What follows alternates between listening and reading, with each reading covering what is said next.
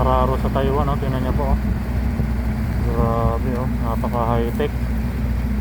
Tingnan niyo po yung ibon, napakarami, oh. Naranasan ko po mag-araro, mano-mano po. Hinihila ng kalabaw. Dito po, di makina na, hindi na kayo mahirapang mag-araro, oh. Grabe. Napakaganda sa Taiwan. Ayan, napakaraming ibon, oh.